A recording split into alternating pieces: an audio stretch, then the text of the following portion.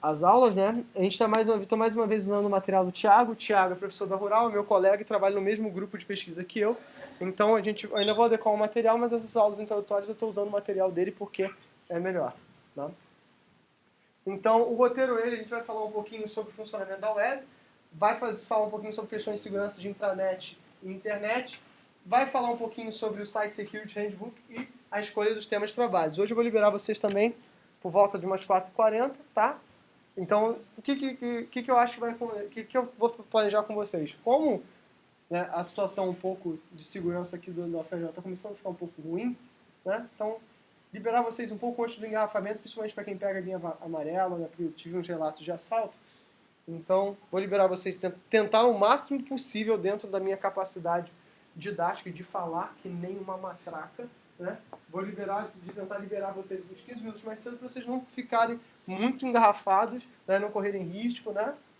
E por isso eu até peço desculpas hoje. Hoje eu estava no conselho diretor vendo a questão do ar-condicionado e de algumas outras coisas de infraestrutura que a gente vai querer prover para vocês no INSEE. Outra coisa, falei com a turma anterior à de OT, para vocês também vou dar a mesma oportunidade. Vai abrir quem aqui sabe o que é OpenStack? Quem não sabe, OpenStack é para você trabalhar orquestração em nuvem, trabalhar com cloud computing. Vai ter um meetup de OpenStack aqui na UFRJ na quinta-feira de 2 às 6. É com free food, é free entrance, é para treinar vocês. Então, o aluno que for, eu vou dar meio ponto na disciplina. Né? Cláudio, mas se eu for de IoT e segurança, eu ganho um ponto? Não, você ganha meio ponto em cada uma das disciplinas. Isso não é acumulativo assim, porque a vida não é tão fácil. Né? Ah, mas eu posso acumular de IoT para segurança e fico com um ponto porque ficou pior? Não. Tá? Mas... Quando é que vai acontecer? Quinta-feira. Eu vou mandar isso via Siga para vocês se inscreverem e participarem, acho que vai ser legal. Eu estou em contato direto com o cara que está organizando, né, de uma empresa parceira, a Inovax, que ela absorve muitos alunos nossos aqui do programa e como estagiário, como funcionário, então é legal ter esse contato. E a gente está trazendo um servidor tipo parrudíssimo da Contron para a gente fazer alguns testes de simulação de IoT. A gente pode simular algumas coisas de segurança também. Porque o que eu vejo muito nos cursos de vocês é o seguinte, né? Muitas vezes vocês vão ver esses cursos, tanto da Cisco quanto do mesmo TP, e a infraestrutura que vocês aprendem nesses cursos é um negócio bem tradicional. Roteadorzinho, cabeado, placa de tráfego, que maneiro, que bacana. Vocês não veem virtualização, vocês não estão vendo SDN, não estão vendo essas palavras que hoje em dia são muito legais e que as pessoas usam. Então, a gente trabalha um pouquinho com virtualização, com cloud computing, com SDN. A gente vai tentar trazer isso um pouco para IoT e também para vocês explorarem um pouco disso em segurança. Ok, senhores?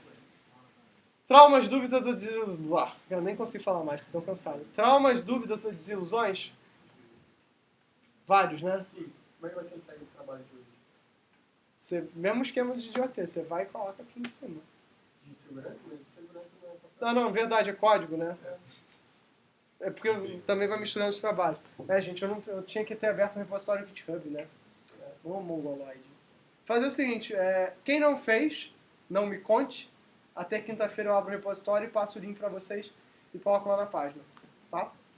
E aí vocês vão fazer um commit, né, para mim, naquele repositório, vou deixar ele público, tá? Isso está bem para todo mundo? Cláudio, mas eu não sei usar Git. Não tem problema. A própria página do GitHub desde que você faça upload lá numa continha, tá? Aí como é que eu vou fazer? Ah, sei lá, gente, aí depende, né? Vou criar o meu próprio branch? Não. Nossa, eu ia dizer para vocês ziparem e colocarem com o nome de vocês. Mas isso está me dando dor no coração. Né? Hã? Tipo, vou versionar o código, eu mando com data e me mando pro e-mail. Tá certinho. Vamos lá. Não sei, eu vou pensar numa forma para todos que funcione bem para todos os alunos. Talvez a gente possa. Só um branch é melhor. Só um branch é melhor? Não, cada um tem um sino melhor. Na hora de dar merda não vai dar problema. Tá. Tá, beleza. Ok, pessoal. Então eu vou pensar numa forma, tipo assim, bacana de organizar o GitHub, até para poder corrigir também, porque eu tive esse problema no período passado. Que eu dei um e-mail, todo mundo mandou pro e-mail, e aí alguns trabalhos eu perdi. Aí os alunos vieram, pô, professor, cadê meu trabalho? Pô, não sei. Não faço ideia. Não, mas eu mandei por e-mail, eu ia buscar no e-mail e tava lá, né? Porque você abre um e-mail para um negócio, enfim. Então vamos lá. Então, o que... Antes de começar, a parada do OpenStack é 3 horas, tipo, é uma hora dessa aula. Sim. Liberar a gente pra ir pra lá? Sim. Eu vou estar lá com vocês, Você inclusive. vai estar lá. Tá. Tipo assim, tipo o nosso primeiro passeio em turma, né? Vai ser legal, vai ter até às 6 da tarde. Eu acho que é uma experiência muito positiva para vocês. Espero que você... Ah, hoje eu tenho que ir para Ipanema. Vamos lá. Uma outra coisinha, tipo, você falou que tinha algum mestrando que ia falar sobre Bitcoin Sim, o Saulo. e já tem data? Ah? Já tem data? Alguém dá um abraço nele. O que está acontecendo, bicho? Sábado teve Road 7. Sim, o pessoal falou de Bitcoin. Ah, não. Eles só Não falaram. pararam de falar de Bitcoin. Imagina. Gente, Bitcoin é dinheiro, cara. Nada atrai tanta atenção quanto dinheiro. Afinal, quando, sabe? Tem data? Cara, tem uma data, eu esqueci. Eu tenho que mandar todas essas coisas. Eu tenho que parar agora. Assim, eu estava organizando uma conferência que fracassou miseravelmente hoje. Então, assim, agora que... pro bem ou pro mal, acabou. Né? Então, agora eu tenho tempo para sentar e organizar todas as outras coisas. Tá? Maneiro, sim, né? Enquanto isso, também, assim, fica para vocês o seguinte. A gente vai ter aqui no NCE a Escola Regional de Sistemas de Informação, né? Escola Regional de Sistemas de Informação, onde a gente pode explorar, né, essa parte mais computacional dos sistemas que vocês fazem. Então, vai ser legal, vai ser também nos dias 25 e 26 de outubro. Uma das aulas de vocês bate com isso. Então, eu convido vocês, né, a participarem dessa escola, que também quem está organizando sou eu, né, mas ele que segue. Né? Então, a web, a gente conversou já na aula passada, né, é essa nuvem, esse conjunto, né, de operadoras que liga rotas entre entre clientes e servidores. Né? Mesmo essa ideia aqui que o servidor da web está no núcleo da rede, já é um negócio assim, que é meio zoado. Né? Na verdade, o servidor é tão ponta quanto você. Né? Ele pode estar, o que a gente chama hoje de uma edge, né? Ou seja, mais próximo do usuário final, mas justamente porque por um facilitador, mas não de desempenho, mas não necessariamente ele é núcleo da rede, um núcleo realmente composto pelos roteadores. Né? Então, né, como é que funciona a web? A web tradicional funciona no modelo cliente-servidor. O cliente requisita um serviço, o servidor responde. Quando ele é peer-to-peer, todo mundo é cliente e servidor ao mesmo tempo. Então, né, o glossário que a gente vai ter, para quem nunca viu redes, eu sei, para quem já está com experiência de redes, já fez rede sem fio, talvez seja repetitivo. Mas para quem está tá vendo isso aqui pela primeira vez, assim, isso é um glossáriozinho, né? O HTTP é o protocolo para definir a interação entre cliente e servidor, essa troca de tráfego. Na web só existe troca de tráfego e eu reitero isso o tempo todo. Então qualquer vídeo que você veja, qualquer arquivo que você leia, qualquer foto que você busque, ela em algum momento é um arquivo temporário no seu computador. Né? Qualquer arquivo JavaScript que você executa é código que você baixou. O HTML é um dos formatos que o recurso pode estar geralmente quando a informação que você apresentar ao lado do cliente. HTML é uma linguagem, né? Não de programação, pelo amor de Deus, ninguém programa em HTML. Né? Então, vamos guardar essa aula. A gente ainda vê muita vaga de emprego falando sobre isso, na linguagem de programação requeridas, HTML, JavaScript, CSS. Né? Mas a vida tem essas coisas. Mas é só um formato, é só uma convenção. O HTML, se vocês forem ver, nada mais é do que um XML safado, né? Com algumas coisas ditas dentro dele. Assim, é só uma convenção de formato. Podia ser qualquer coisa. Originalmente as pessoas trocavam TXT. Quando não tinha HTML, se trocava-se TXT. Literalmente, eu trocava e-mail com você e você lia. E acabou. Isso era web. Tá? Isso não era nem um web, isso era a rede naquela época. Né? Servia para troca de arquivos literal. Tá? Da mesma forma que ela é hoje em HTML, daqui a 10 anos pode ser em DOC, pode ser em ODT, pode ser em qualquer formato que surja. Né? Inclusive, não sei se vocês sabem, mas... Treta? Não, é coisa boa. Obrigado. Nossa, eu orientei muita gente.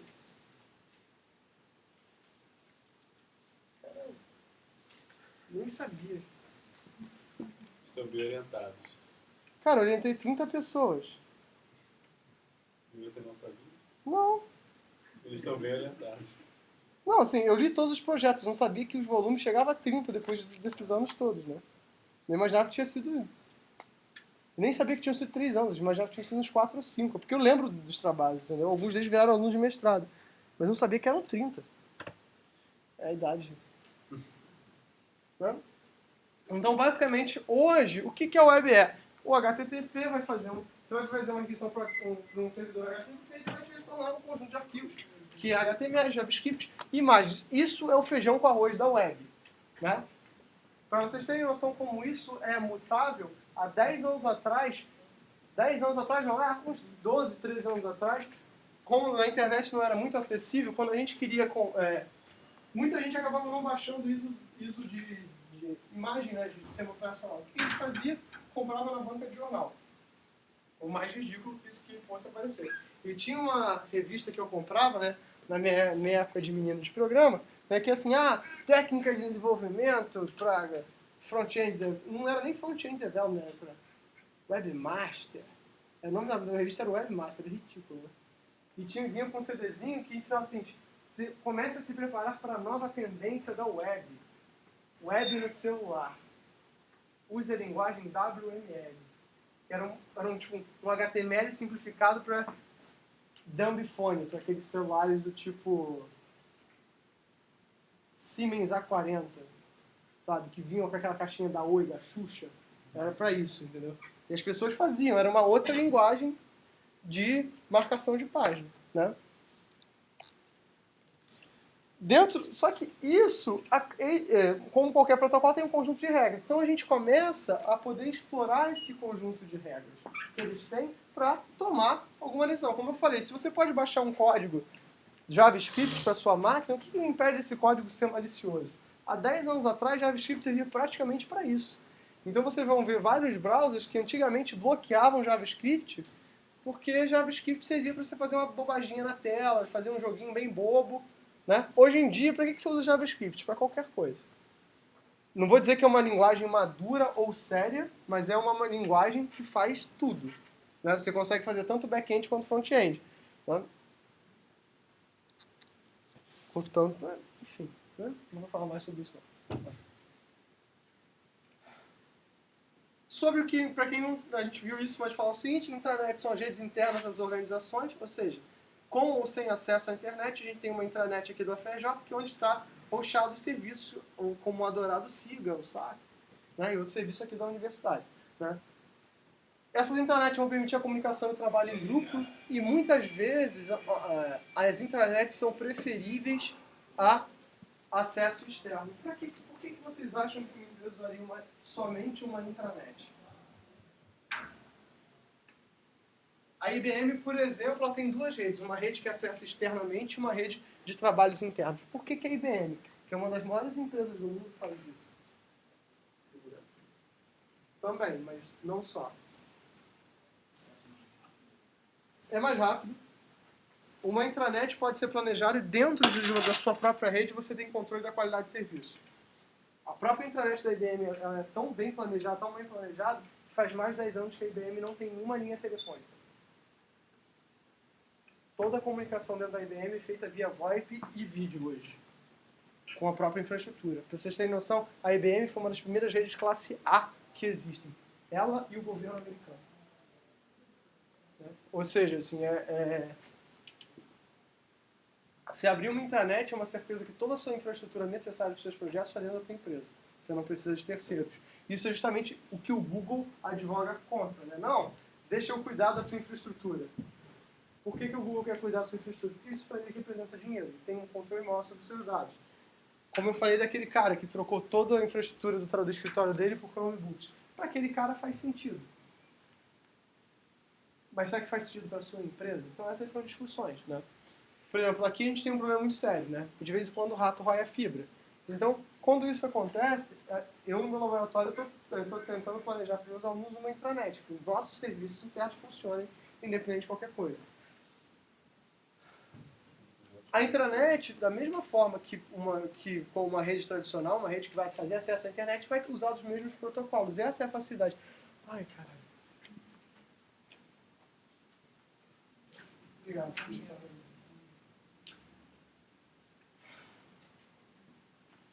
E vai oferecer acesso a serviços como correio eletrônico, porque todos esses são protocolos. São linguagens, são regras que já existem bem definidas dentro das redes. Ou seja, claro, isso quer dizer o seguinte, pô, eu só vou conseguir ter servidor HTTP para a internet? Não, o servidor HTTP existe independente de qualquer coisa. Eu vou ter um servidor de arquivos para a internet? Não, ele existe independente de qualquer coisa. E é isso que vocês têm que notar. Se vocês forem na RFC, a RFC é onde os padrões dos protocolos de internet foram escritos pela primeira vez.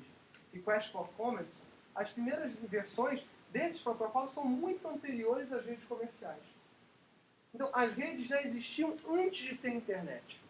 Antes de a gente entender a internet como valor comercial. Essas coisas existiam antes e já funcionavam bem. Por quê? Porque é muito melhor eu mandar um e-mail para alguém da minha própria organização do que eu bater na mesa de fulano. Né? Vai que... Pense assim, não externalize. Que tem alguém que vocês conhecem que é uma pessoa extremamente desagradável e que lidar com essa pessoa fisicamente incita você à violência. É melhor você mandar um e-mail. Mais do que isso, o e-mail fica escrito, né? É uma prova física. Física não, né? Mas vocês entenderam a ideia? É um registro que pode ser consultado. Tá? Então, esses são os motivos de por quê. Trocar arquivos também. Você tem um servidor de arquivos. Vocês provavelmente é o seguinte, né? Vocês provavelmente é uma palavra forte. Mas, por exemplo, eu que... Sim, talvez eu tivesse uma vida social mais restrita. Né? Mas eu gostava de fazer, de vez em quando pegar em casa, pegar meia dúzia de roteador de switch lá em casa e montar a minha própria rede. Os meus próprios serviços. Por quê? Porque eu não sabia fazer, não tinha nenhum acesso para onde fazer essas coisas, queria saber configurar um servidor DHCP. Queria saber configurar um servidor HTTP. Antes que no meu estágio pedissem, eu não soubesse, vocês pediram. Né? E aconteceu algumas vezes, mas a vida é essa aí. E, por exemplo, vocês experimentarem coisas que, às vezes, na faculdade vocês não vão experimentar. Né? Muita gente vai trabalhar com redes, no primeiro momento, o primeiro trabalho que vai ter com redes é montagem e manutenção de infraestrutura. Isso são coisas que na universidade vocês não veem diretamente numa disciplina. Nem acho que deveriam ver mesmo. Acho que vocês deveriam fazer vários cursos de extensão, né? Maneiros aqui dentro com essas coisas. Né? Ainda não tem, mas estamos trabalhando nisso. Então, mesmo na intranet, a gente nunca está 100% seguro, mas porque a maior parte das nossas ameaças não vão vir de usuários externos, mas de próprios funcionários insatisfeitos. Ou, principalmente no mercado americano, de onde a gente trouxe essa informação, né, a maior parte das fraudes acontecem internamente à empresa. E aí, você não precisa estar na internet. Né? Mas diversas ameaças podem vir do mau procedimento dos usuários da intranet. Isso aconteceu, por exemplo, aqui no Exército Brasileiro. Né? A Marinha teve um problema muito sério. Né?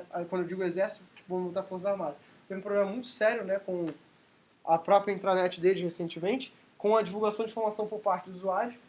E existem, claro, que vão existir algumas ferramentas que vão poder aumentar essa segurança. Né? Entre essas ferramentas a gente vai falar existe um antivírus, né?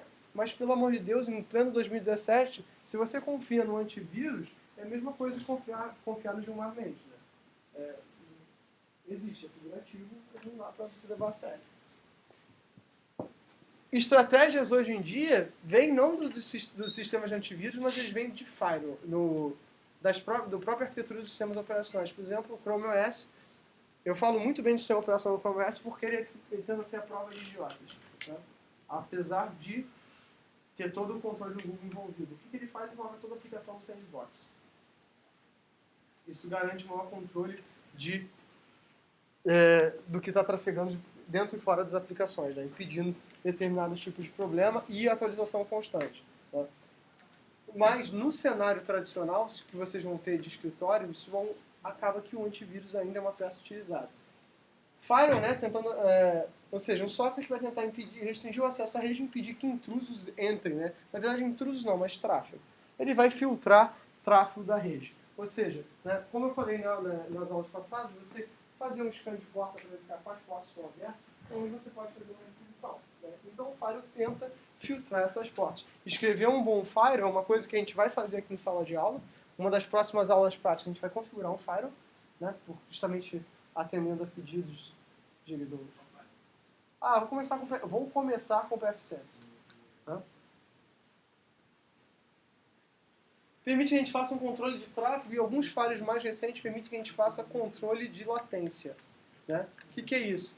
Permite que eu filtre, né, tráfego antes que ele gere um problema para tráfego de tempo real. E me permite trabalhar com filas e QoS. Isso que é muito legal, né? Mas vida é essa aí.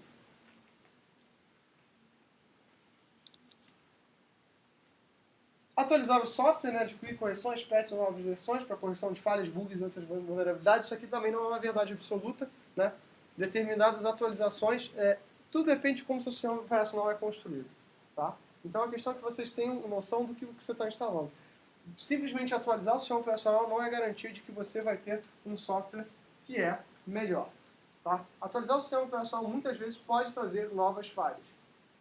Então, depende do ciclo de desenvolvimento de como ele funciona. Sistemas operacionais como o Debian, em menor escala, mas o OpenBSD, em maior escala, trabalha com ciclo de desenvolvimento de software mais longo, onde a segurança é um requisito não funcional que eles colocam no software.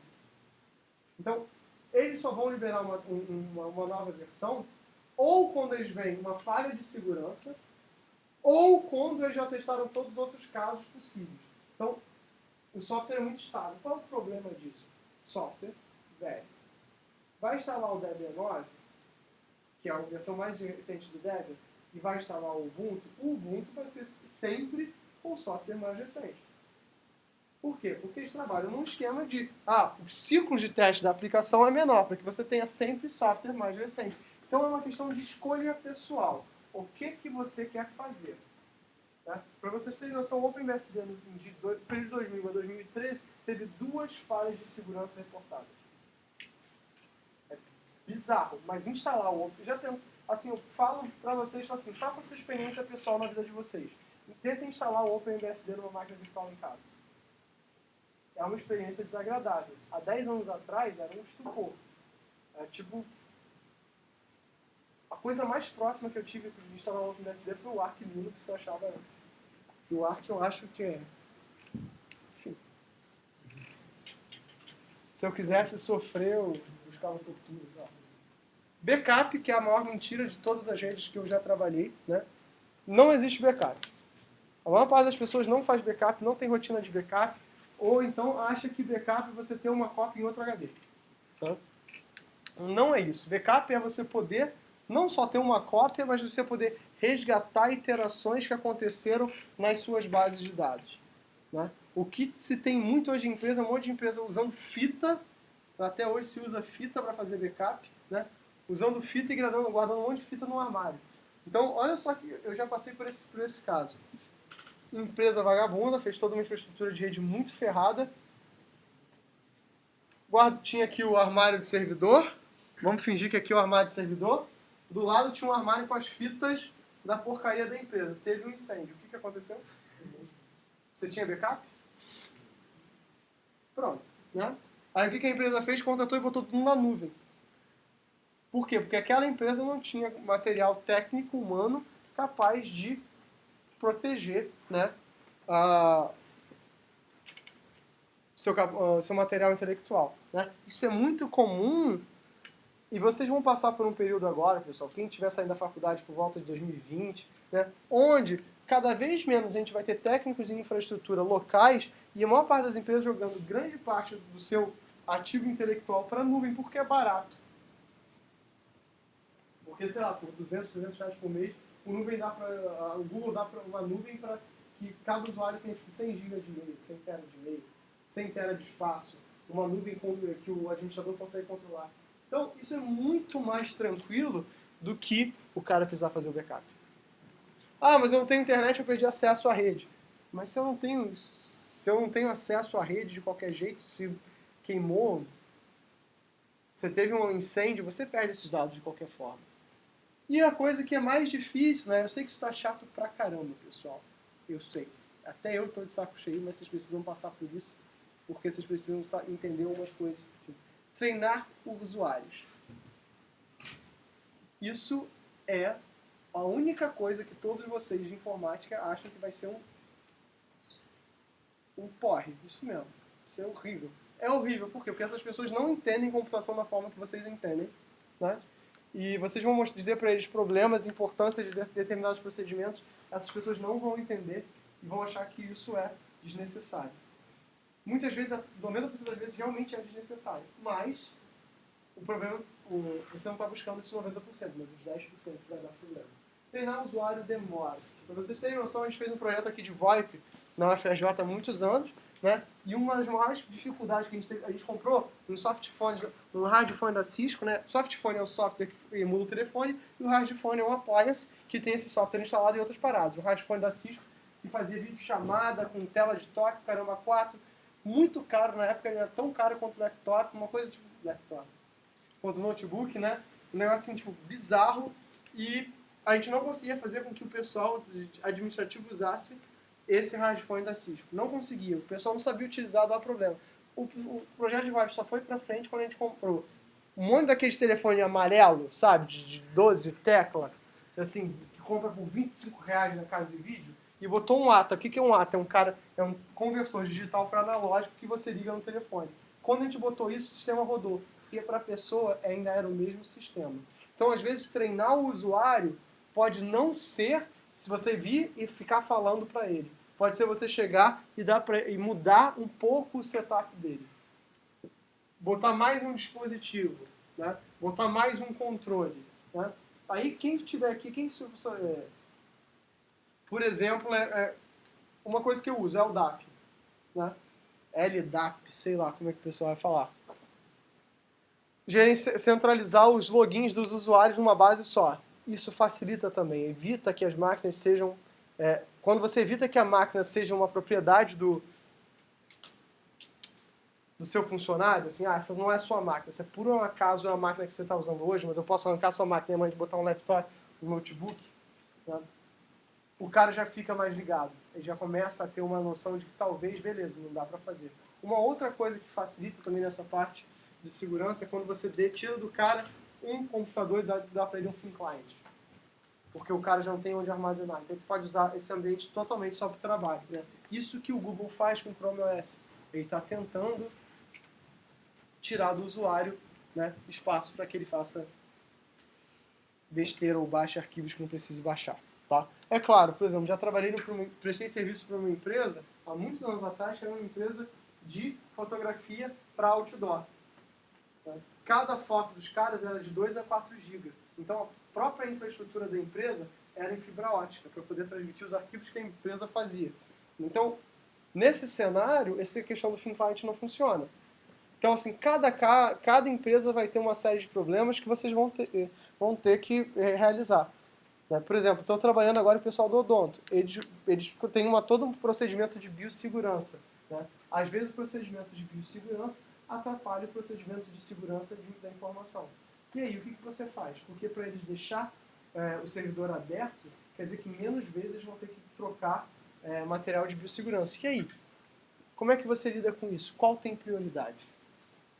Esses são problemas do dia a dia que vocês não têm... por exemplo, pra gente...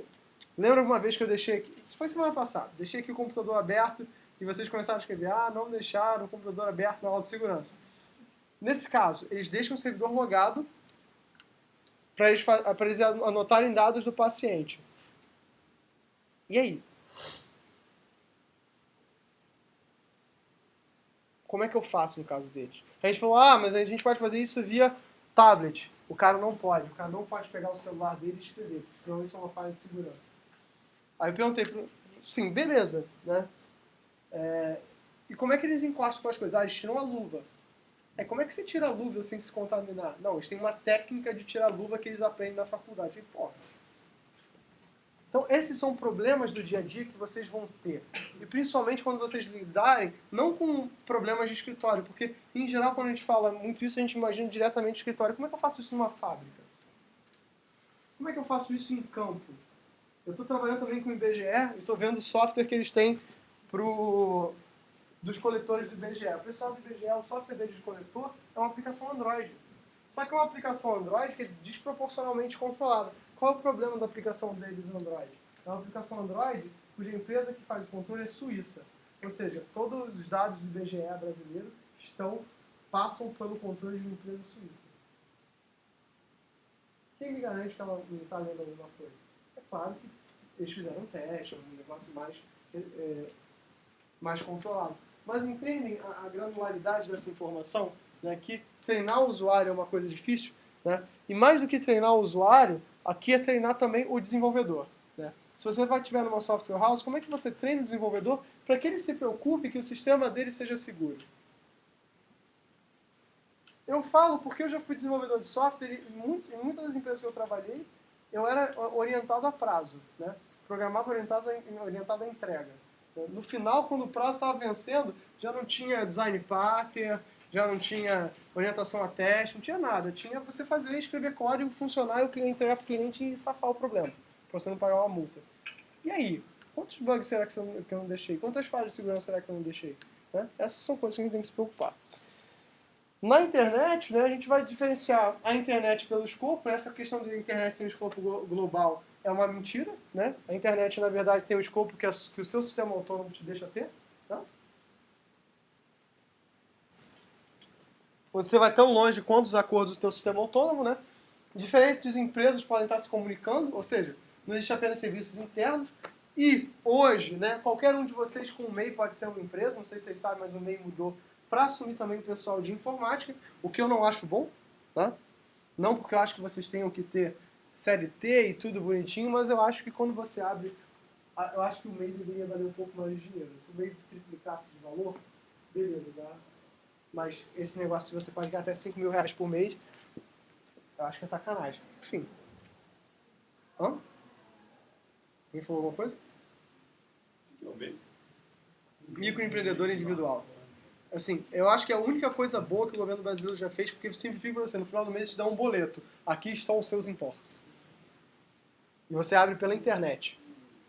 Ou seja, não precisa falar com ninguém, você ganha um CNPJ e você pode baixar um boleto do site da Receita. Assim, pagou aquele boleto, seus impostos estão pagos. E no final do ano você só tem que fazer uma declaração. Beleza. Né? Se tudo fosse fácil assim, as pessoas seriam empreendedores mais fáceis. A minha geração, por exemplo, todos os meus colegas de turma queriam ser empresários. Metade da minha turma foi ser empresário sem terminar a graduação.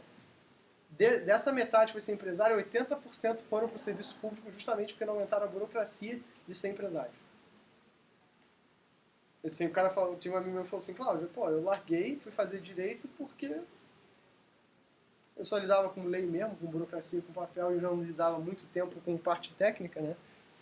Enfim, isso também é uma dificuldade que a gente tem. Mas eu não vou entrar nesse ponto. Tá? Então, quando eu estiver falando na internet, uma das preocupações que a gente tem são de trabalhar com canais seguros. Dados privados vão ter que ser enviados em canais seguros para os usuários que têm permissão para ver aquele dado. Ou seja, como é que eu faço com que você que está na sua empresa quer trafegar o dado com um cliente que está no home office dele e isso seja seguro, né? Aqui a gente, às vezes, não tem muita essa preocupação, porque, quero mandar um relatório, o que você faz? Manda por e-mail. E não é uma ou duas pessoas que fazem isso, né?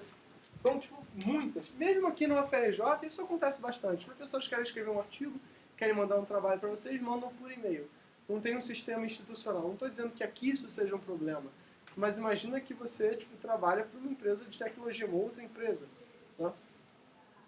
Por isso que eu acho também um pouco crítico quando a gente coloca nada contra o Google, eu adoro o Google, acho que é uma empresa fantástica. Mas, desculpa, mas por que o e-mail da sua empresa seria o e-mail do Google? Porque é mais fácil, porque a minha empresa é uma empresa pequena. E quando não for, você vai migrar todos esses serviços? A gente aqui no Unicef passou por isso, a gente tinha o nosso próprio e-mail e aí depois migrou para o e-mail do Google, né? Isso é um problema. Essas mensagens que agora são propriedade intelectual do governo brasileiro passam para um servidor estrangeiro, né? Então tudo isso tem que gerar um debate, né? Uso de navegadores mais recentes, isso aqui é coisa que a gente fala para a nossa avó, né? Atualiza o navegador, né? Mas acaba que, por exemplo, se você tem que prestar manutenção numa fábrica de 500 máquinas, num espaço que você vai ter de 100 a 500 máquinas, é muito difícil manter todos os softwares atualizados. Isso é muito complicado, dá muito trabalho. Né? Aí começam a surgir umas arquiteturas mais obtusas, né? Por exemplo, todo mundo trabalhando com thin client, ligado num servidor só, e esse servidor espalha a imagem para todo mundo. Mas esse servidor está ligado à web? Se tá, acabou, você tem um problema agora, ao invés de você ter um problema de uma máquina, você tem um problema 30.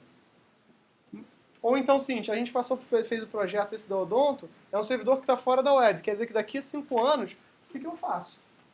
Como é que eu vou atualizar essa máquina? Ou eu não vou atualizar? Vai ficar para sempre daquele jeito. Isso são coisas que a gente tem que discutir com muito cuidado. Né? Cuidado com os downloads, né?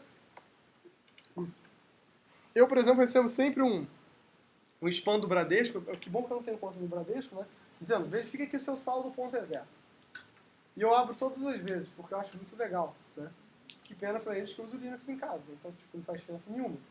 Então, assim, eu abro, faço a engenharia reversa do código para dar uma olhada no que tem lá dentro. Em geral, é sempre um exploitzinho. O dia que for um rootkit, estou ferrado. Porque também tem isso, eu já peguei uma vez, foi muito legal. Era um .exe. Um amigo meu fez isso com outro amigo meu de sacanagem, né? Que ele falava assim, recebi um .exe, vou abrir, vou mostrar para vocês. Não era. Era um rootkit que estava com a extensão .exe que o cara fez justamente para o Ubuntu que ele usava. Né? Foi bacana, depois... Qual que é essa sacanagem de ficar girando a máquina dele o tempo todo? Né? Mas... Não sei se vocês nunca fizeram, girar o monitor de outra pessoa. Então, façamos aqui, vai ser divertido. Gente, aqui, fazer esse tipo de coisa dentro da aula de segurança é legal porque, tipo assim, aqui é um ambiente controlado. Aqui vocês podem fazer isso, né? Lá fora, vocês têm que mostrar para as pessoas que isso não é para fazer. Né? Que assim, poxa vida, você fazer isso aqui para você aprender como é bacana.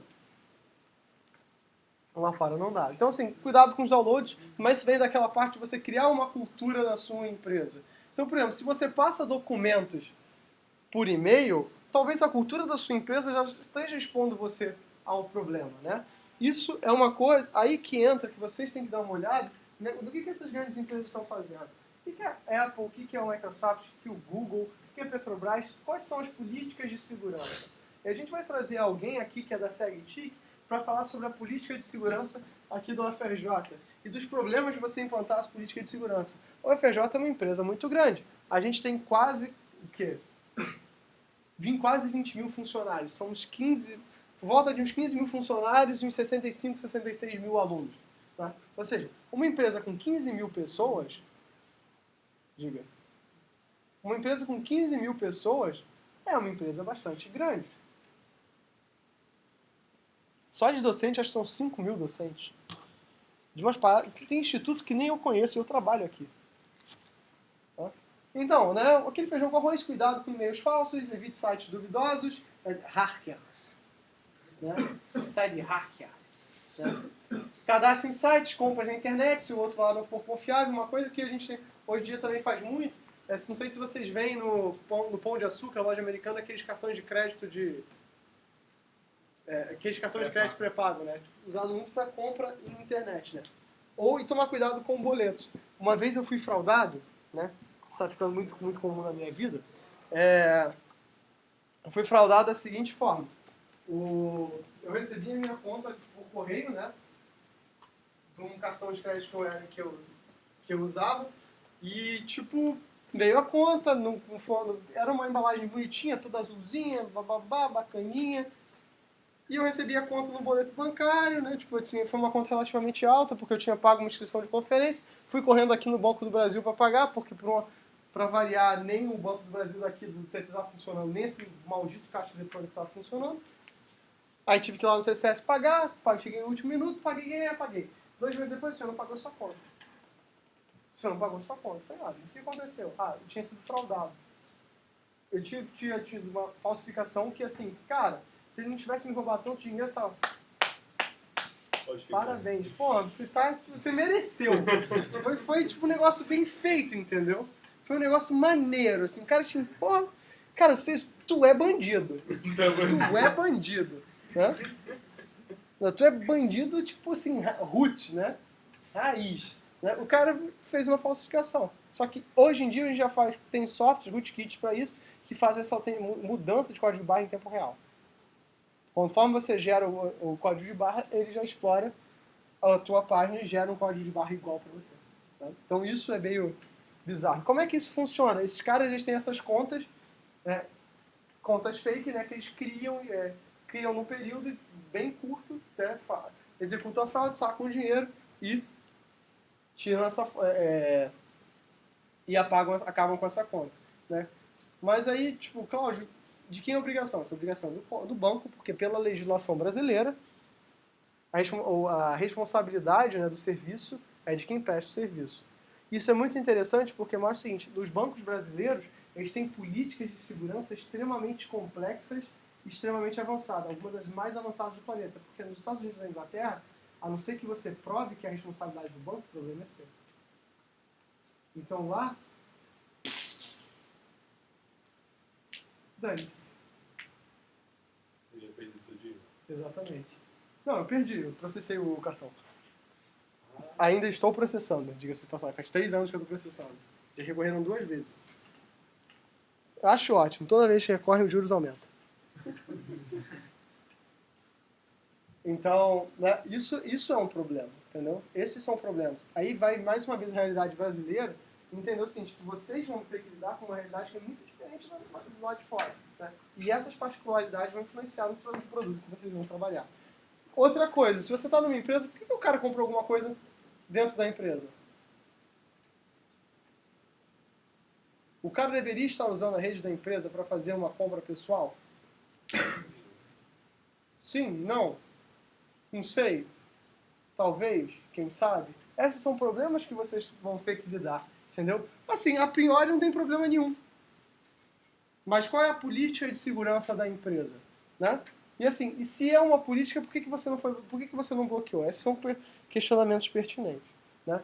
Então atualiza o seu personal, vírus, blá blá blá, e não revela informações importantes, senhas, endereços, quanto ganha.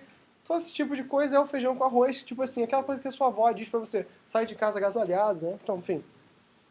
Então qual é o papel do profissional de segurança e informação? Ele precisa estabelecer planos e políticas para que essas tretas não aconteçam. Né? O que esse profissional vai fazer? Garantir que esses recursos de informação estejam disponíveis, como a gente falou na primeira aula, disponibilidade é algo que vocês vão ter que garantir. Garantir a confidencialidade da informação e a integridade desses dados. Como é que ele vai fazer isso? Projetando, implementando e controlando e monitorando métodos e processos que vão visar assegurar os ativos de informação. Esses processos não são só software. E é isso que vocês têm que entender. O ser humano é um ponto de falha muito maior do que qualquer software que vocês vão ter. O cara botou na porcaria do monitor dele usuário e senha, meu amigo, não tem software que dá jeito. Eu vi uma foto no Instagram, tipo assim, no Twitter, assim, cara, ganhei da minha mãe um código de barra do Wii, sei lá, do Xbox, aí ele fotografou o código, o númerozinho, né, a chave. Aí depois ele posta, o mesmo usuário posta, alguém pegou. Gente, assim, tipo, pô, não tem segurança do universo que resolve esse problema. Se você libera a informação, essa informação vai ser usada. É como liberar, tipo, o serial do Windows. A galera vai usar. Né? Não tem essa. Então, o profissional de segurança vai ter que se envolver tanto com a área de negócio quanto com a área de tecnologia. Ou seja, da mesma forma que o profissional de desenvolvimento de sistema para frontal. Que o profissional de desenvolvimento de sistemas ele vai ter que se preocupar com a regra de negócio do cliente, você como profissional de segurança vai ter que entender como é o negócio do seu cliente. Vai ter que entender o que ele faz. Para entender o problema dele.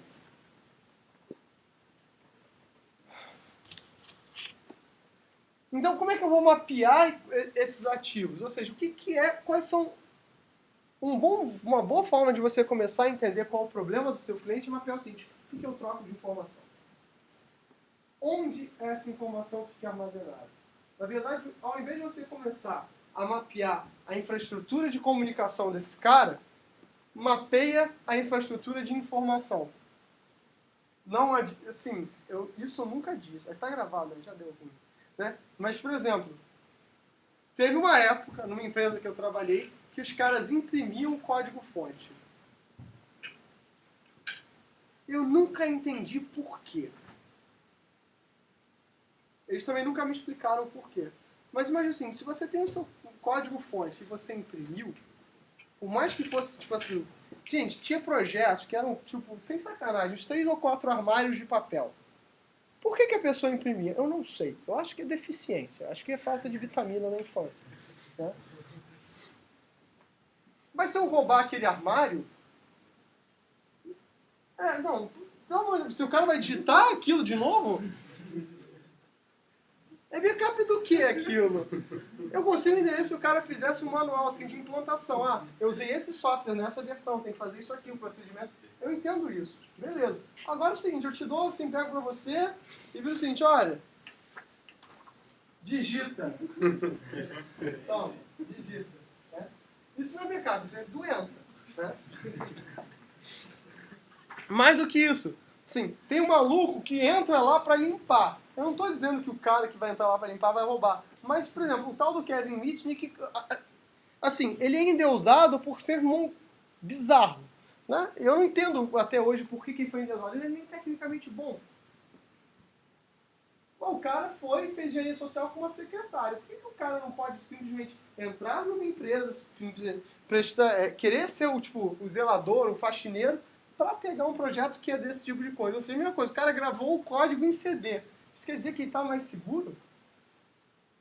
Gravou sua propriedade intelectual numa mídia física que garante segurança? Agora sim, no papel é ridículo. E se isso fosse uma fita DAT? Isso te dá segurança? Que segurança é essa? Né? Eu já contei do meu afilhado, né? Que ele tinha psicose do pendrive de boot criptografado, né? E que caía no honeypot. Conta a história, né? Então, esse cara, beleza, eu entendo assim a psicose dele, porque na verdade o que ele tinha no honeypot, ele estava fazendo uma armadilha bizarra. Mas tudo bem. É interessante, entendeu? É tecnicamente interessante.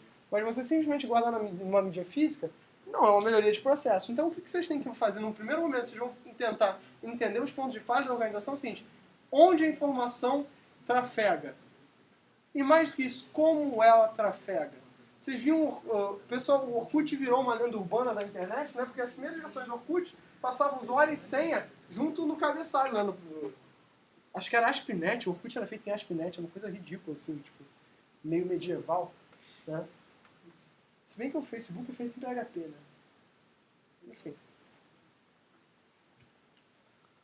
E assim, e aí o seu papel vai ser elaborar um processo detalhado para suprir qualquer problema que a organização possa enfrentar. E quando eu digo qualquer, é desde o físico ao lógico. Eita, minha Nossa Senhora. Um dever do profissional é disponibilizar essa última versão válida e impedir a divulgação sem permissão de dados confidenciais e utilizar um conjunto de ferramentas para segurar a informação, seja ela qualquer coisa, antivírus, firewall, criptografia digital, assinatura digital, né? Agora, qual é o problema disso aqui? Né? Já teve uma empresa que eu prestei consultoria, que é uma empresa de advogado. Advogado dá muita dor de cabeça. Né? Por quê? Porque o cara, tipo assim, ele tem um conhecimento da lei, e a lei e a tecnologia não necessariamente andam juntos, principalmente aqui no Brasil, onde a lei é morosa. Né? Aí você vai e entrega a senha para o dono da empresa. O dono da empresa diz o seguinte, não, entrega para o meu técnico mais antigo. Você fala, não, se você quiser, você entrega. Eu não posso entregar. Justamente porque, né, eu tenho que impedir a divulgação sem permissão de dados confidenciais. O dono tem que dar a divulgação. Tem que dar essa permissão. Se alguém vai divulgar, é o dono dessa informação. Entenderam a sutileza disso? Se você está divulgando, você está quebrando o seu próprio contrato. Essas são coisas que a gente acaba se preocupando. Parecem besteiras no primeiro momento, mas tem um fundo muito importante. Porque uma vez que você sabe que a fraude vem do funcionário, não quer dizer que todo funcionário seja, mas um potencial funcionário pode ser. Pode estar com raiva, pode ter levado um par de chifres, pode ter acordado de mau jeito, pode ter sido demitido. Né?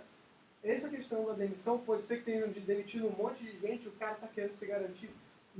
Há 15 anos atrás era muito comum você ouvir falar, né, de código que vinha com uns easter egg maluco, Que era tipo assim, o funcionário, o dia que eu for demitido, eu vou tocar o terror nisso aqui. Hoje em dia, que você faz pair programming, que você faz revisão de código, isso é muito mais difícil de acontecer. Mas há 15 anos atrás, no Brasil, o cenário de desenvolvimento de software era praticamente artesanal. Então, esse tipo de coisas são problemas que vocês têm que começar a lidar. Agora eu vou dizer o seguinte, você vai falar de segurança da informação. Você vai olhar o código que a empresa está fazendo? Vai olhar os projetos que os caras fazem? É factível isso? Imagina, você foi contratado pela Microsoft para fazer a segurança do Windows. Você vai parar e vai olhar o código-fonte do Windows? Ah, vai sim. Joinha para você. Então, como eu lido com isso? Mapeie as entradas e saídas. É o jeito menos difícil de fazer isso. É perfeito? Não, mas ajuda. Então, os profissionais, seria muito interessante que a gente tivesse políticas, guias para fazer tanto a política e quanto o plano de segurança.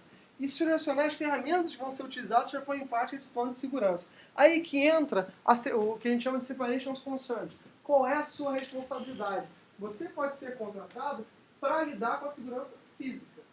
Você pode ser contratado para lidar com a segurança lógica. Você pode ser contratado simplesmente para o treinamento de pessoal, né? E aí, dado esse seu separation, né, essa sua separação de interesses, é que você vai desenvolver o seu plano de segurança. Como é que eu desenvolvo o plano de segurança? Através da RFC 2196. Quem aqui sabe o que é uma RFC? Já leu uma RFC? Uma RFC é um padrão de internet chamado Request for Comments. Por que Request for Comments? Porque originalmente isso foi feito para ser um rascunho. Só que a internet começou a mudar muito rápido e o que virou rascunho, que era rascunho, se torna padrão. Vários dos protocolos de rede mais famosos são, na verdade, RFCs. Né? Inclusive, um caso muito engraçado, o professor Aguiar uma vez estava no começo do VoIP, né? Aqui o APJ a gente liderou muito essa parte de VoIP aqui no Brasil. Foi um momento muito legal, foi muito bacana, né? E o Aguiar sabia muito. Nossa! Ele sabia muito, ele sabia escroto. Né? Essa parte de protocolo. Então ele dizia assim, não, eu estava conversando com fulano, onde fulano é tipo papa do VoIP no mundo, né? O Aguiar estava lá batendo papo de pau a pau, a gente estava decidindo os detalhes sobre os protocolos, não sei lá o quê. Meses depois, o Thiago, né, que é o cara que produziu essas transparências, e um outro menino estavam discutindo sobre o negócio de VoIP e contradisseram o Aguiar. Não, Aguiar, é assim, assim, assado. A Aguiar falou, não, é assim, assim, assado. Não faz nem sentido isso que estão falando, vocês são idiotas. Mas a Aguiar está na RFC. Ele falou, não é possível. Não faz sentido. Eles mostraram a RFC para ele. A Aguiar ficou consternado, né? Tipo, ele falou, espera aí. No dia seguinte a RFC tinha mudado.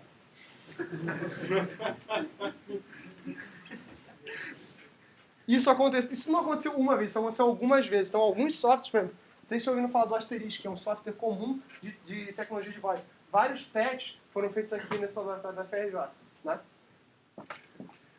E muitos desses caras aí, hoje em dia, foram alunos do Aguiar. O que a RFC 2196 traz? É um manual que contém políticas de segurança, arquitetura de segurança, serviços de segurança e procedimentos, tratamento de incidentes de segurança, atividades em andamento, ferramentas, endereços e um meio em vista para você se comunicar com a comunidade. Quais são os seus objetivos? Proporcionar ao profissional uma visão rápida de desenvolvimento de um plano de segurança para um site. O A2196 é somente para a web. Hoje, o que não é web? Um monte de coisa. Mas a web é uma parte extremamente importante da segurança de uma instituição. O site pode ser um usuário final de serviço de internet ou um provedor de serviço.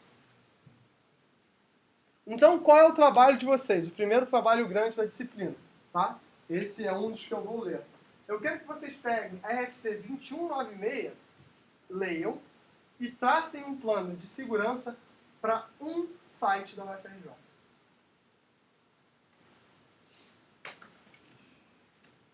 Ok? Aí eu vou dar um prazo. Eu sei que está parecendo história da carochinha, né? Mas eu vou botar no site. Eu prometo, agora eu vou ter um pouco menos. Amanhã o meu probatório acaba, então é só entregar o relatório amanhã, né? E aí, né, eu tenho o tempo todo mundo livre para trabalhar de verdade em coisas que não são inúteis, né? Tipo escrever relatório de probatório. Então fiquem tranquilos que ainda vou, essa semana, vou dar uma remodelada no site, botar uns links, botar uns paranauê maluco lá, pra gente fazer uns negócios bem bacanas. Ok? Tá? Então a gente vai botar os vídeos também. E o GitHub. Deus te abençoe. Melhor não faz. Não, porque vocês me cobram, é melhor. Ah, sim, certamente. Porque aí eu sei que vocês estão prestando atenção. Certamente. É didático. Então, quais são os passos para a elaboração de um plano de segurança definidos nessa FC? Identificar o que você está tentando proteger. E, gente, assim, código mongoloide, é óbvio que é isso. Não, não é óbvio. Mais uma vez, quando eu falo dessa questão de separação de interesses, os caras vão misturar tudo. Vão misturar o que você está buscando, a gente acaba misturando o que é nossa responsabilidade e o que não é. Você acaba querendo resolver todos os problemas da empresa justamente por causa do problema de segurança. Então, assim, a configuração do switch está errada. Isso já aconteceu. Você acaba mexendo no avelão do cara para se adequar à segurança e você tem que reajustar um monte de outras coisas porque você mexeu no avelão do cara. E o seu vai dizer, a sua avelã é uma droga. Tá errado. Mas não pode ser você que vai mexer nisso. Determinar o que você está tentando proteger de verdade. Né? Determinar o quão provável são as ameaças. Por exemplo, né? Para você pegar isso aqui, você tem que estar de posse do token do advogado, que é único, e de uma senha que ele tem que lembrar. Qual é a chance de alguém ter o token e a senha? Porque se é só o token, eu bato a tua carteira e levei teu token. Mas se é um token e uma senha, como é que eu faço isso? Já fica mais complicado. Então, quão provável é essa ameaça? Implementar as medidas das quais vão proteger seus recursos importantes de maneira efetiva. Mais uma vez, lógico e físico. Tanto a política para eu falar para o usuário final. Olha, garotão, você não vai fazer isso aqui, quanto implementar um firewall ou algum outro recurso computacional qualquer. Por exemplo, o César do Recife, há uns anos atrás, fazia o seguinte. Você tinha o seu sistema operacional, que era uma máquina virtual, quando você trocava de laptop, de notebook, né? O pessoal movia máquinas virtuais entre os notebooks. Ou seja, você mantinha todo o seu ambiente de trabalho configurado, né? E você só movia os arquivos. Claudio, se a máquina virtual estivesse corrompida? Era a máquina virtual que estava corrompida, não era a máquina física. Revisar o processo continuamente e faça melhorias cada vez que uma fraqueza for encontrada. Aí entra a seguinte questão. Se você é contratado para um job só, que é fazer esse processo de segurança, você vai rever de verdade? Não, você só vai estar lá uma vez. Mas se esse documento é feito de uma forma única, de uma linguagem única, de uma forma bem definida, acabou, bicho. Porque o próximo cara que for ver vai olhar o manual que você fez, vai olhar o seu plano de segurança e vai ver, não, isso aqui tá legal, isso aqui não tá legal. Então, muitas das vezes, que assim, a gente tem, eu sei vocês, mas na minha geração de computação a gente era meio arrogante. Olhar para o negócio e falar, que bosta isso aqui foi feito. Parece um macaco com dislexia e Parkinson que escreveu. E não era. Na verdade, o cenário mudou muito. Uma empresa que às vezes era de desenvolvimento de software, passou um cara que vende e-commerce. E aí, os requisitos da empresa mudaram completamente. Então, por exemplo, quem é que viu falar da Clave Segurança de Informação?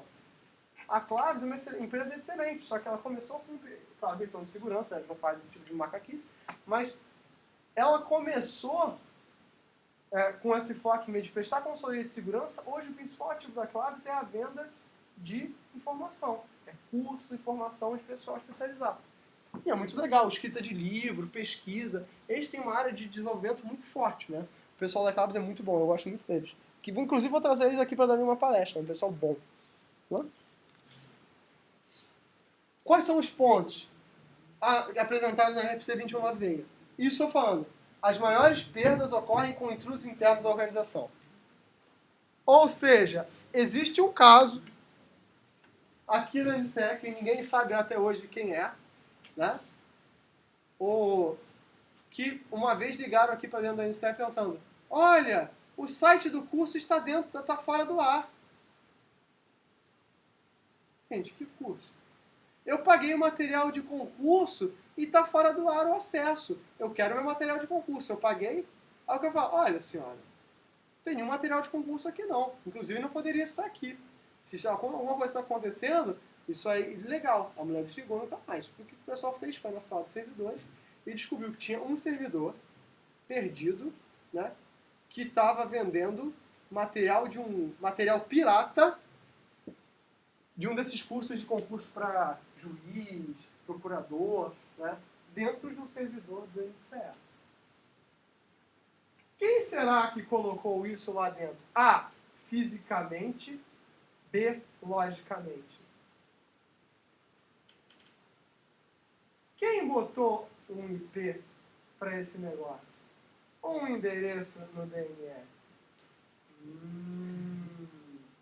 Aí quando você vê a quantidade de passos de coisas que você tem que fazer, a gente começa a pensar, Jesus, pode ser que esse negócio não tenha sido feito de forma quer dizer, proposital com certeza foi, mas do tipo,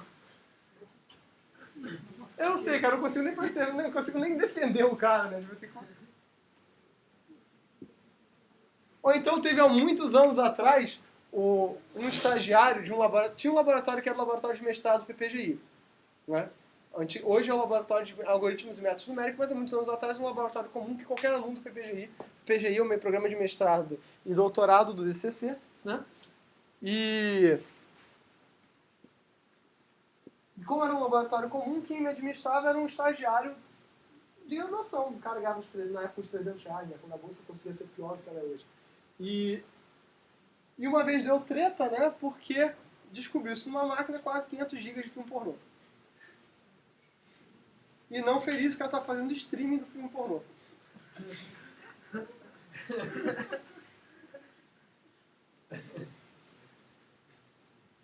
Esse cara não foi expulso e levou um puxão de orelha, né? Mas, bom. Foi molecada, ele não fez assim. Enfim.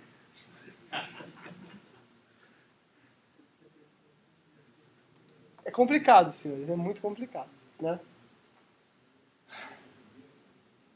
Então, ao montar essa política de segurança, você vai ter que analisar o que você precisa, do que você precisa e como proteger, e cada ameaça deve ser avaliada sobre como ela pode afetar essas áreas. E aí que é o ponto perigoso. Você tem como identificar todas as ameaças possíveis?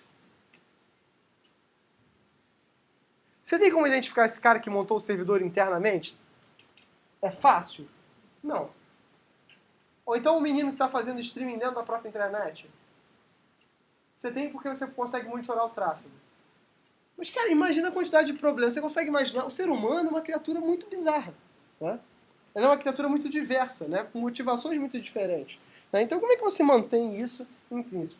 Então, você deve identificar o que deve ser protegido em termos de hardware, software e dados. E aí você vai, Cláudio, mas software e dados não são a mesma coisa? Não. Os dados são o ativo da empresa. É informação já processada. Então, execução, onde eles são armazenados, backups, log de auditoria, banco de dados, mídia de comunicação. Então, o próprio log de auditoria é um dado a ser protegido. Porque, e mais de uma vez, vocês vão ver vários relatos de web de pessoas adulterando logs de servidor. Inclusive para incriminar outras pessoas. Software, né? Ou seja, o que você está produzindo você tem que proteger. E o hardware. Ou seja, se você tomar acesso físico da máquina, acabou a brincadeira, amiguinho, você vai rodar, vai dançar. Tá? Identificar pessoas, né, usuários, administradores, suporte de hardware, quem pode fazer o quê? Tirar do usuário leigo a capacidade de administração da própria máquina. Né? Isso é um problema, as pessoas ficam de mau humor? Sim, azar delas. Tá? Inclusive, vocês têm noção, a Petrobras e a IBM não permitem que os usuários finais instalem nada nas máquinas. Quero instalar um software para trabalhar no desenvolvimento. Você tem que ligar para o setor de suporte para o cara vir instalar para depois você começar a trabalhar. Claro, mas isso é muita perda. Mas às vezes perder a falha de segurança equivalente pode ser até maior. Documentação você tem que manter de programas, hardware, sistema local, procedimentos e maquinário. E materiais, papéis, formulários, fitas, mídia magnética, ou seja, isso tem que ser guardado, inclusive aqueles armários com código-fonte que você vai imprimir, sabe só a Deus por quê. Né? Uma vez identificados os recursos, as principais ameaças, Vão existir ameaças clássicas, né? Acesso sem autorização, revelação de informação sem intenção ou sem autorização, negação de serviço, como por exemplo o seguinte, lança a nota, imagina que eu sou docente, né? Imagina que eu sou docente certo, quer dizer, e eu digo pra você, não tô afim de lançar nota não. Tarcísio, toma a senha aí e lança a nota da turma de segurança. Poderia fazer isso? Poderia. É razoável que eu faça isso?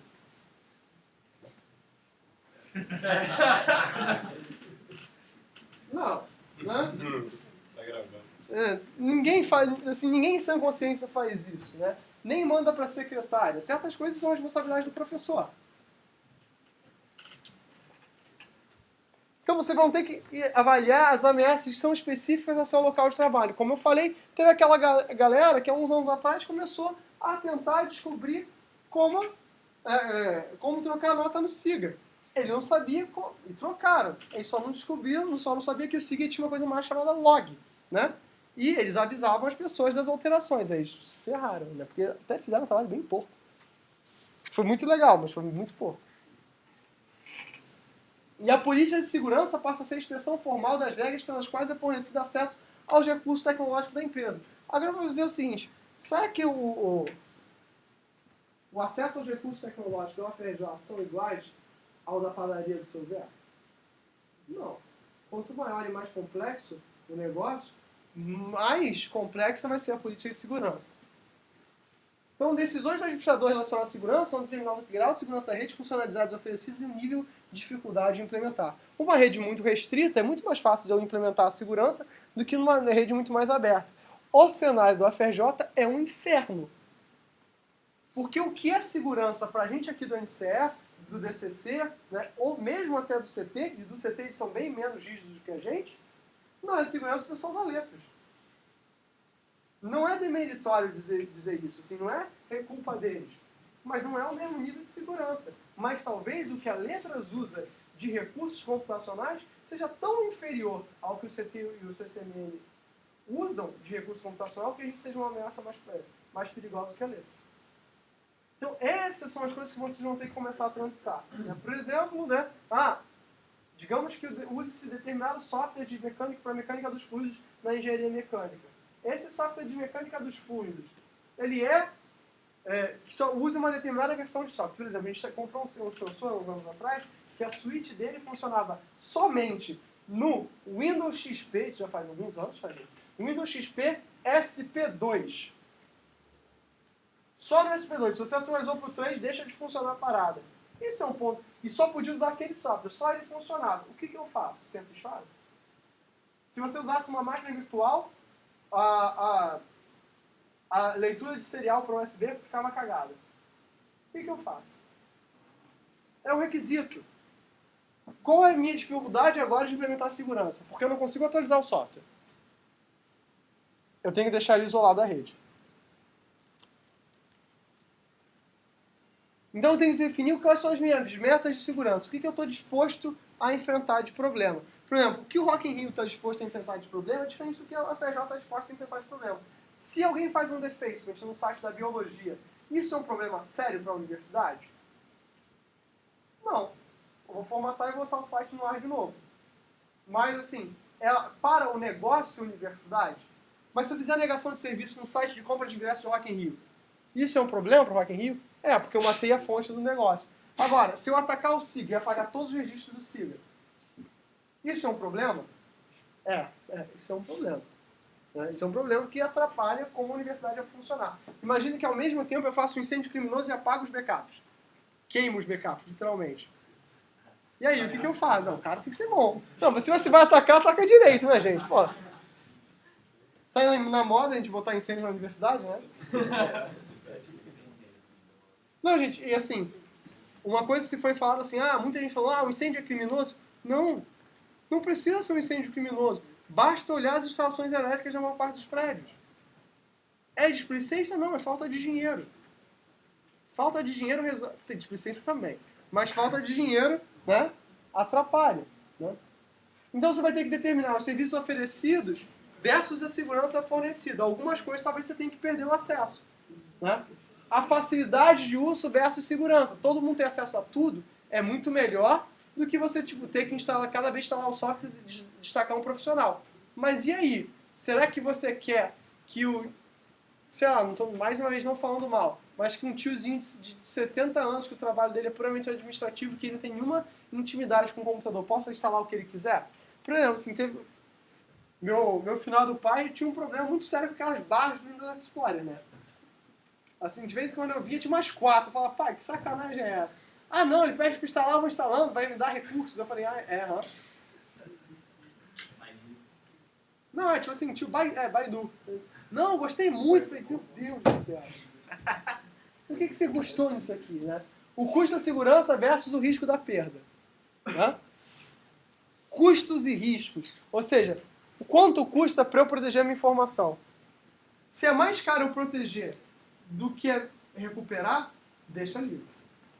Deixa para lá. É por isso que muitas vezes quando eu falo para vocês, qual é o custo do Dropbox para um aluno de graduação? 0.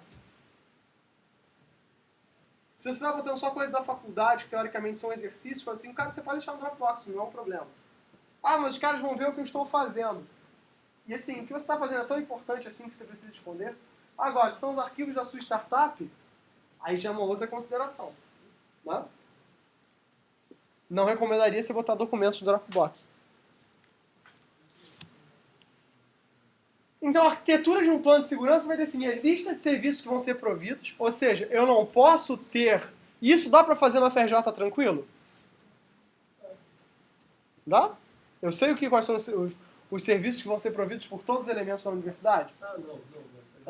Acho que você está falando do contexto do trabalho.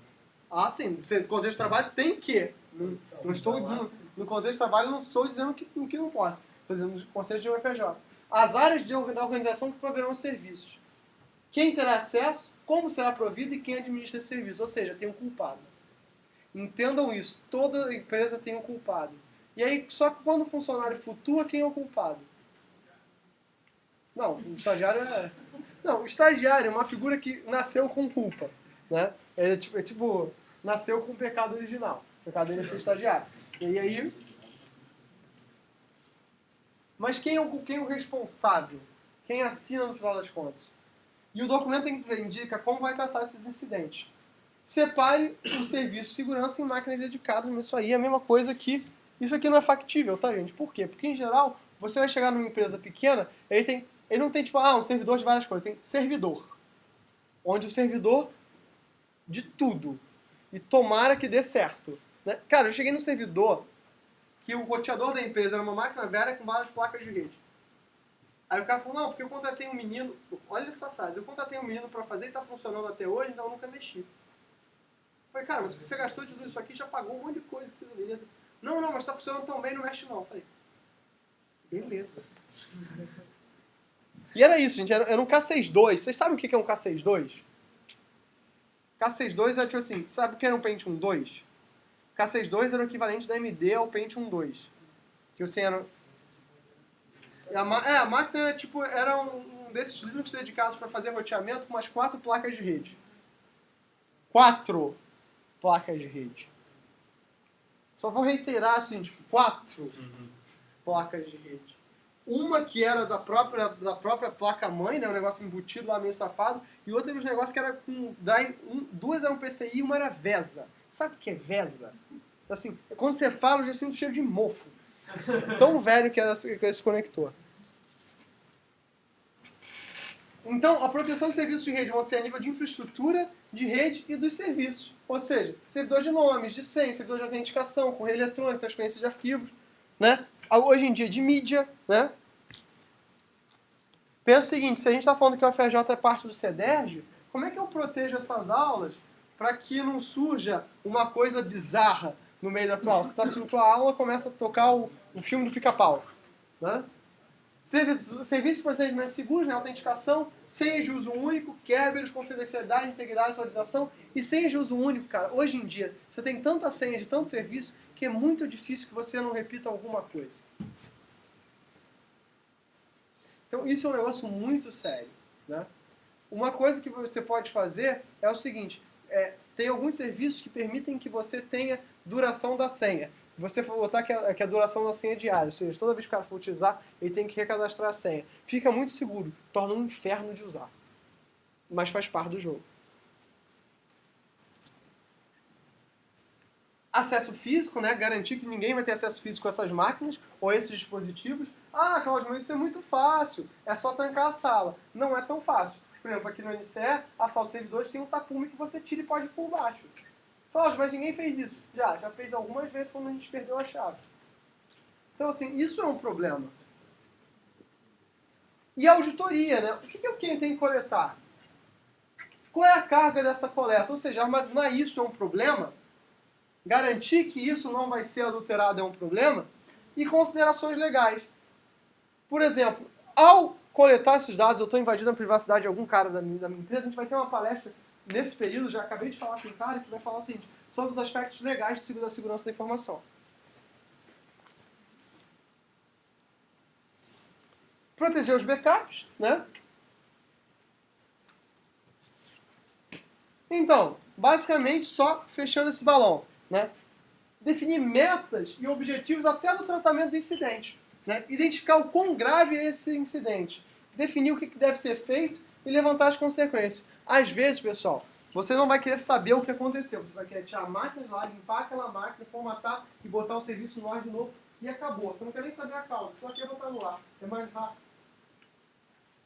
Por exemplo, instalar um servidor Debian modo texto é 10 minutos. Configurar ele mais 10, é melhor você gastar 20 minutos com o serviço fora do ar para você botar ele no ar do que você tentar descobrir o que está causando um ataque. Cláudio, mas pô, seu professor de segurança deveria dizer como proteger. Estou dizendo que essa é uma forma de proteger, que é uma forma barata. Cláudio, isso não vai resolver o problema para sempre. Às vezes você não tem dinheiro para resolver o problema para sempre. Ponto. Conviva com isso. Cláudio, mas isso é muito sem esperança. Você quer um abraço? E levante as consequências. Quais são as implicações de incidentes passados? Pode ser que, na verdade, um problema que esteja acontecendo hoje, na verdade, seja fruto de algum conjunto de outros incidentes. Ou de uma política de segurança mal executada. Tá? Aí, se a sua política de segurança é o problema da tua organização, a tua política de segurança está errada. Porque se ela não viabiliza que você possa dar continuidade ao seu negócio, é porque, na verdade, talvez você tenha que replanejar o seu negócio. Né? O que você está fazendo. Né? Ou assumir o risco dessa segurança da informação. Aqui no Brasil, um dos fatores que aumenta o valor dos produtos aqui é justamente isso, que essa parte de segurança e de controle e de perda está nas costas do empresário. É claro que não é só isso, né, que aumenta esse custo, mas isso com certeza é um custo. Como lá fora o cara meio... É por isso também que vocês vão ver lá fora, muitas vezes assim, não tem parcelamento. Não existe isso, parcelamento. O cara pagou uma vez, acabou e você leva o produto. Ou você tem ou você não tem. Por quê? Porque isso isenta o seguinte, é só aquela transação que eu preciso me preocupar que você existe. Aqui no Brasil, como eu tenho que me preocupar que você existe durante muito tempo, então eu posso parcelar. São consequências indiretas desse problema. Então tá bom, pessoal? Por hoje é só, né? Já são 5 horas, eu tentei, mas não consegui. Eu vejo vocês na quinta-feira, né? Nesse meetup, eu vou tentar mandar esse convite agora de noite para vocês. Professor, vai ter quinta-feira agora? É, vai ser quinta-feira agora. Caso eu não mande, venham para a sala de aula. Vou mandar pelo quê? Via intranet, pelo Siga, tá bom? Senhores, tenham todos um bom final de semana, uma boa semana. Vejo vocês na quinta-feira. Nessa quinta-feira aqui. Vou mandar para vocês pelo Facebook, pelo intranet.